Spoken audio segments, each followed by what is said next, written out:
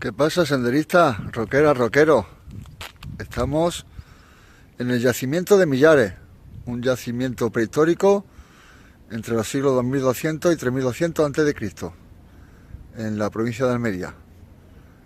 Vamos a verlo y a ver qué tal. Un abrazo, me alegro de veros. Deciros que creo que a partir de este vídeo recibí un correo de YouTube diciendo que en el próximo vídeo ya saldría con la inteligencia artificial en el idioma de cualquier país donde se vea el vídeo, así que intentaré hablar más despacio y que se me entienda en cualquier idioma. Lo veo complicado.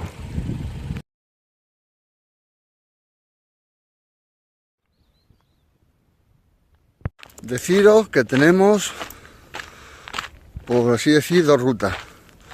Una que se tarda 1 hora y media en ir y volver y visitar el yacimiento, el bueno, el prehistórico, y luego tenemos otra ruta donde iremos a ver el mismo yacimiento, pero la recreación, ¿vale? Seguro que va a estar muy chulo. Espero que os guste como me va a gustar a mí. Vamos a seguir por el caminito verde que va a la ermita. Lo de hacer una recreación me gusta porque normalmente siempre suele haber terreno, y que hagan una recreación como por ejemplo la mina de Altamira, que no se puede visitar, pero se hizo una recreación ya hace muchos años exacta, pues molamos pero un montón.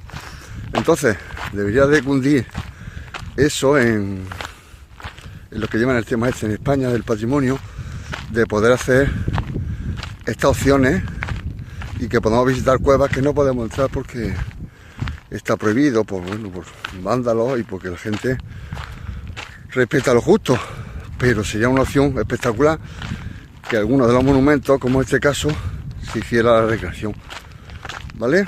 Eso para las autoridades, para nosotros que podemos hacer una plataforma para que hagan estas cosas.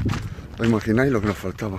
La plataforma senderista roquera que lucha contra el patrimonio para que hagan copias exactas de, no sé, de un monumento que no podamos entrar.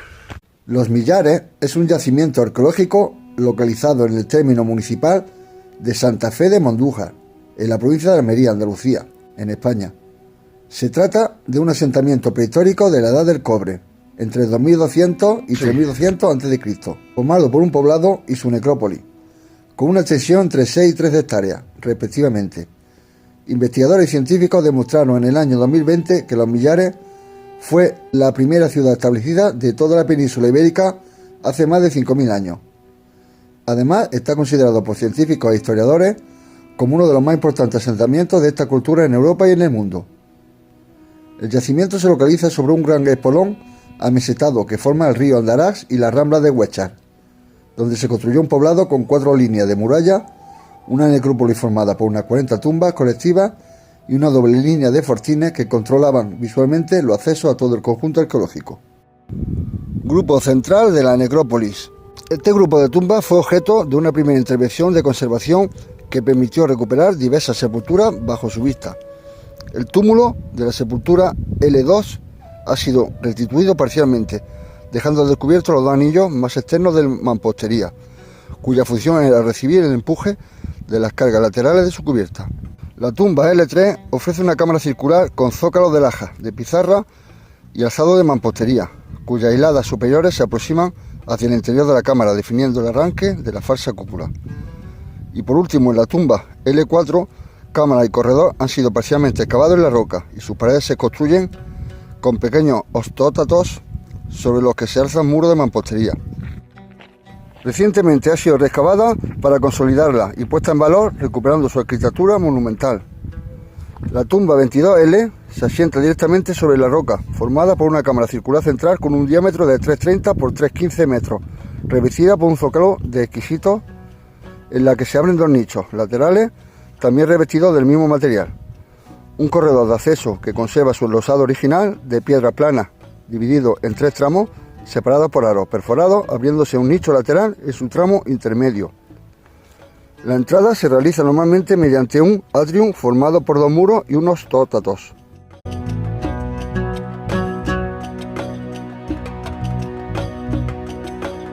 Estos ortóstatos que enmarcan el pasillo conservan, en este caso, una de esas estructuras de mampostería. Durante la excavación del 2020 se documentó por primera vez el recorte intencionado de la roca, prolongando el acceso a la sepultura, que adquiere mayor monumentalidad.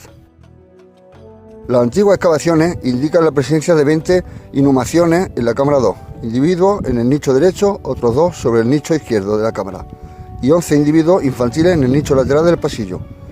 En cuanto al ajuar, apareció una hoja de sílex en el interior del nicho derecho de la cámara, cuentas de collar asociadas a los enterramientos infantiles y varias vasijas cerámicas.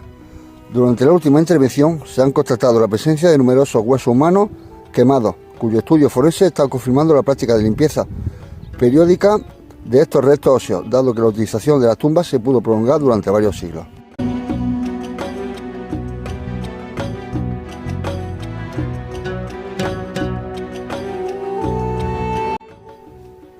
El poblado de Los Millares posee 3 líneas de muralla concéntricas que cierran y segmentan el asentamiento, y una cuarta fortificación a modo de ciudadela se sitúa en la parte más extrema del espolón. La muralla exterior, la línea L, construida tras una ampliación de poblado, mide unos 400 metros desde su extremo norte, junto al cortado de Andarax, hasta su extremo sur, que alcanza y corre paralelo al barranco de la Rambla de Huesar. Su espesor medio es de unos 2 metros, logrado mediante el adosamiento de varios refuerzos a la cara interna del muro principal. La muralla presenta a intervalos regulares una serie de bastiones y torres, de los que hasta ahora se conocen 17, y a los que hay que sumar las 2 barbacanas o puertas fortificadas que protegen la entrada al recinto.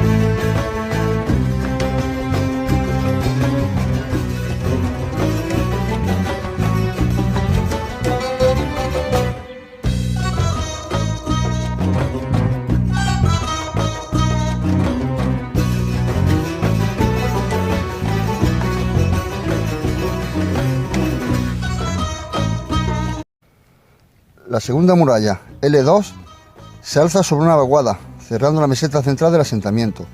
Estuvo en uso durante todo el periodo de ocupación del poblado y ofrece una gran complejidad, puesto que los refugios y reconstrucciones sucesivas cubren su trazado original.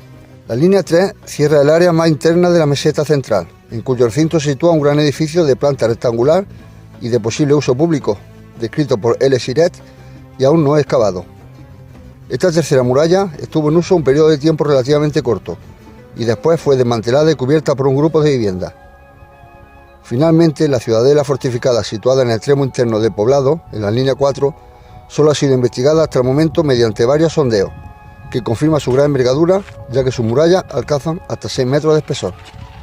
En el interior del recinto se aprecia una gran depresión en el terreno que fue interpretada por L. Siret, que es el arqueólogo que lleva la investigación, como una cisterna y que aún no ha sido investigada. El poblado ofrece un urbanismo organizado en el que las viviendas de planta circular alcanzan distintas dimensiones en cada área. Todas estas murallas sufrieron diversas reestructuraciones, motivadas por continuos cambios en la estrategia defensiva.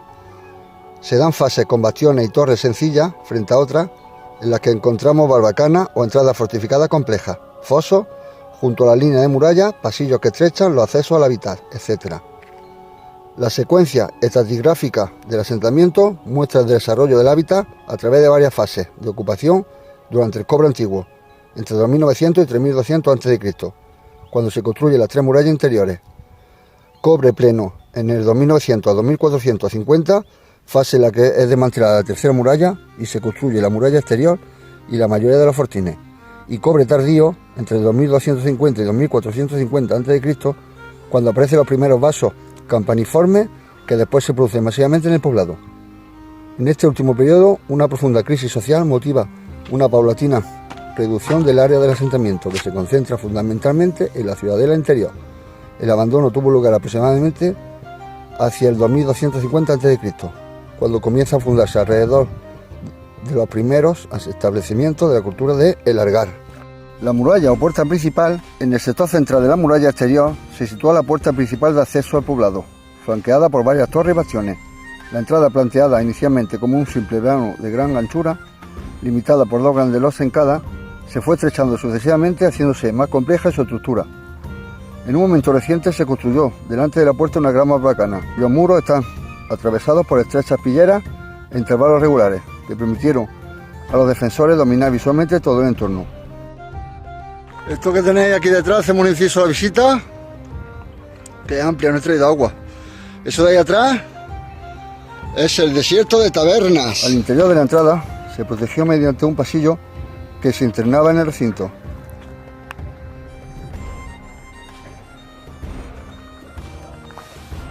Otro lugar que tenemos pendiente de visitar. Vamos a seguir. Está muy bonito. Estoy disfrutando mucho.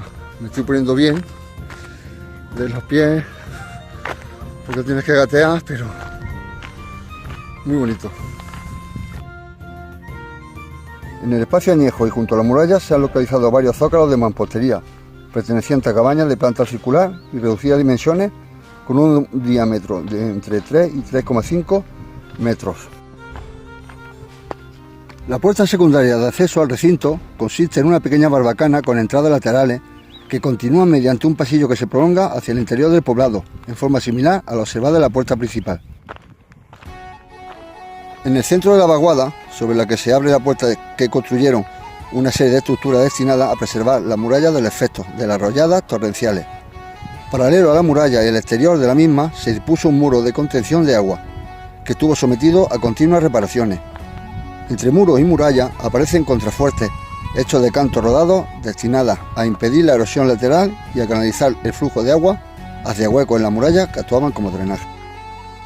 Los indicios de la construcción de la línea 1 de la muralla de los Millares se fechan en torno a 2900 a.C. en el cobre pleno y su momento de abandono hacia el 2400 en el cobre tardío.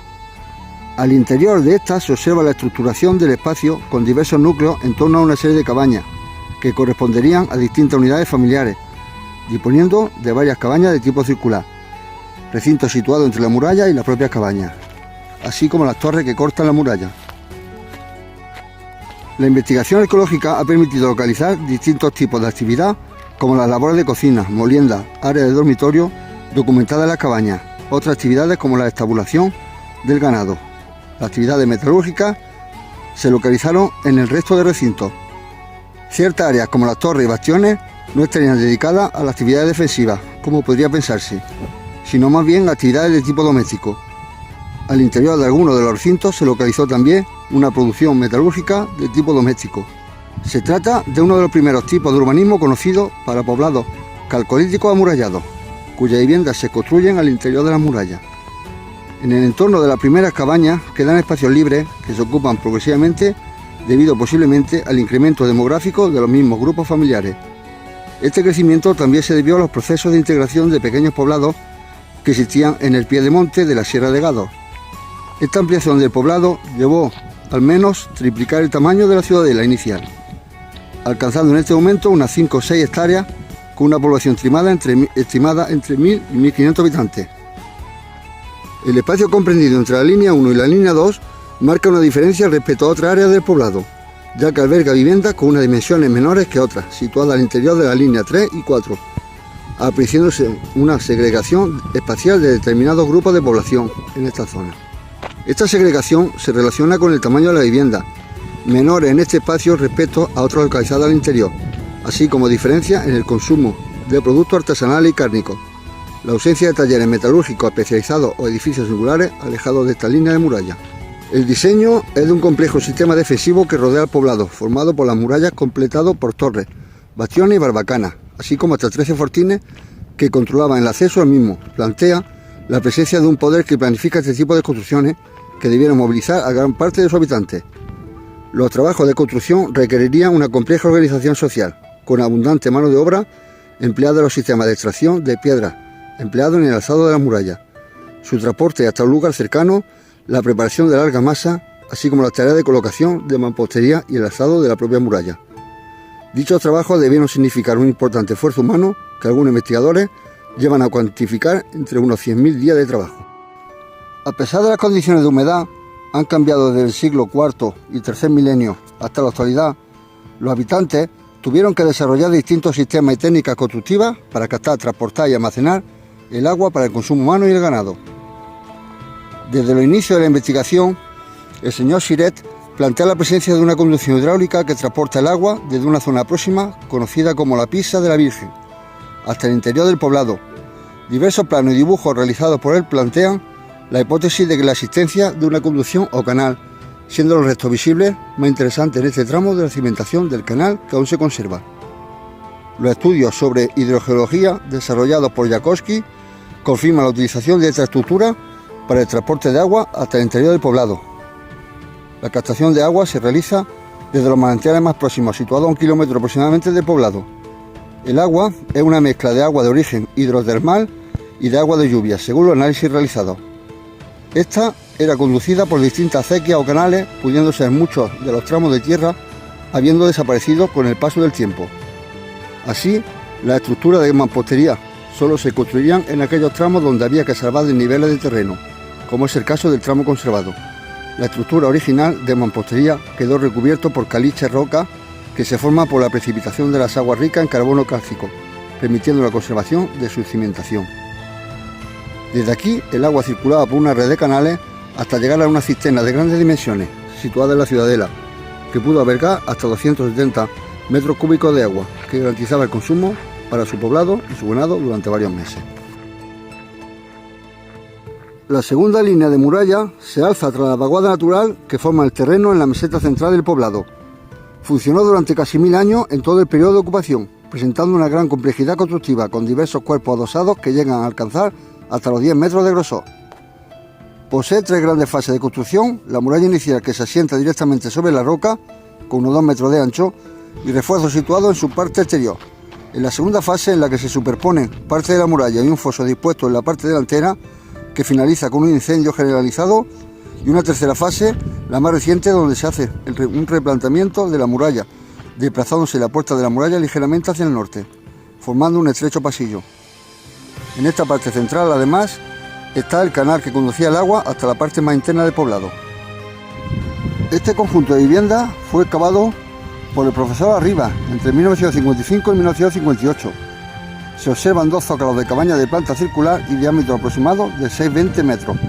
En su interior se documentaron hogares delimitados por anillos de barro decantado y endurecido por la acción del fuego. Entre ambas cabañas se sitúa un pequeño zócalo de mampostería de plana circular de unos 80 metros de diámetro, que debe corresponder a la base de un horno o una estructura de apoyo de carácter doméstico. La vivienda de planta circular y diámetro entre 2,50 y 6,50 tenían paredes de barro y cañizos sobre los zócalos de mampostería. Las cubiertas, posiblemente cónicas, de ramaje revestido de barro, se apoyan en pequeños postes de madera. El interior no ofrecía compartimentaciones, si bien la estructura interna, hogares, bancos, estructura de molienda, recintos para vasijas, demuestran una clara organización espacial. El taller metalúrgico se trata de uno de los pocos yacimientos documentados en toda la península ibérica, con una estructura especializada en la fundición y producción de elementos metálicos. Las investigaciones realizadas en el interior de la línea 3 descubrieron un recinto adosado a la muralla de forma cuadrangular de 8 por 6,20, datado al menos entre 2900 y 2550 a.C. El edificio posee varias fases de ocupación, siendo la más reciente la que se muestra al público, donde se constató la presencia de un horno excavado en el subsuelo delimitado por un anillo de barro endurecido por la acción del fuego, 2 fosas dispuestas al fondo que contenían restos de escoria y un enlosado de pizarra en la parte nororiental. Durante la excavación aparecieron numerosos restos de gotas de cobre adheridas al horno, al suelo y a la estructura de piedra. La técnica para la obtención de cobre asernicado, desarrollada durante el cuarto o tercer milenio antes de Cristo, al menos se desarrollan 2 fases, una primera consistente en el machacado del mineral, azurita y malaquita, y su reducción mediante el proceso de calentamiento y elevación de la temperatura entre 1170 y 1200 grados centígrados, y una segunda en la que el mineral, ya decantado, es vuelto a colocarse sobre crisoles cerámicos para su fundición, cuyo mineral fundido es vertido sobre molde. Tras un proceso de enfriado, martillado y enmascado, Se obtienen utensilios y herramientas como punzones, cuchillos, hachas o sierras. Diversos estudios demuestran la llegada de minerales de cobre hasta los Millares desde las sierras próximas como la de Gádor, Alamilla y Cabo de Gata. Asimismo, en investigaciones recientes sobre la procedencia de estos materiales demuestran la llegada de algunos elementos metálicos de áreas tan lejanas como la zona onubense.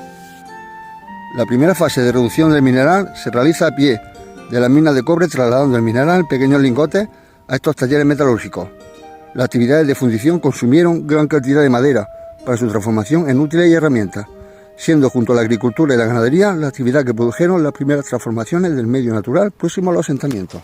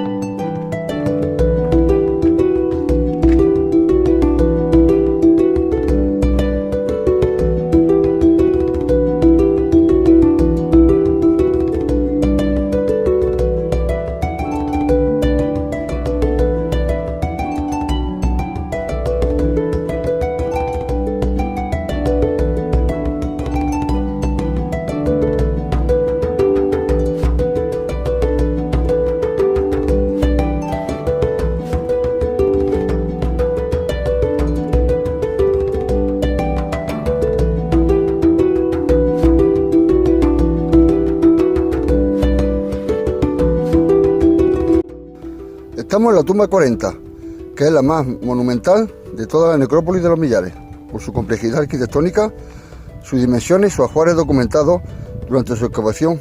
A finales del siglo XIX halló uno de los ajuares más relevantes de la necrópolis, formado por unas 60 puntas de flecha, decenas de láminas de siles, varias hachas pulimentadas, varias cerámicas simbólicas, objetos de ámbar y marfil, piezas metálicas de cobre, ídolos falanges e ídolos tolvas, materiales depositados en el Museo Arqueológico Nacional. Esta tumba destaca además por el número de enterramientos de inhumación localizados en su interior, 100 individuos en su cámara y 2 en el corredor. Recientemente reexcavada y consolidada para la apertura al público, recuperándose su estructura arquitectónica y dimensiones. Se trata de una sepultura tipo toloi, excavada parcialmente en el subsuelo, con unas dimensiones que sobrepasan la media del resto de la sepultura. Así, la cámara posee una planta casi circular con unas dimensiones de 6,55 por 5,50 metros, construida por un muro de piedra a doble cara con una altura conservada de 2 metros, en su parte occidental. El interior está revestido por un zócalo de piedra de pizarra o arenisca. El pasillo posee una longitud de 3,60, compartimentado en 2 tramos mediante la disposición de lajas de pizarra y arenisca que conformaban 3 aros perforados por una altura aproximada de 1,10. Según las descripciones y dibujos de L. Siret, en los ostóstatos, en la parte central de la cámara se abría un hoyo de poste de grandes dimensiones, que servía para colocar un poste de madera que soportaba parte de la cubierta de madera, ramaje y barro, siendo uno de los pocos casos que dispondría de este tipo de cubierta, dada su gran envergadura. Diversas investigaciones sobre la tipología constructiva y los ajuares de la necrópolis de los Millares indican la presencia de distintas agrupaciones y una jerarquización de las tumbas en cada uno de estos grupos. Ello refleja la presencia de grupos sociales diferenciados dentro de esta sociedad, del cuarto-tercer milenio, tal como afirma Chapman en 1991 y Molina y Cámara en 2005.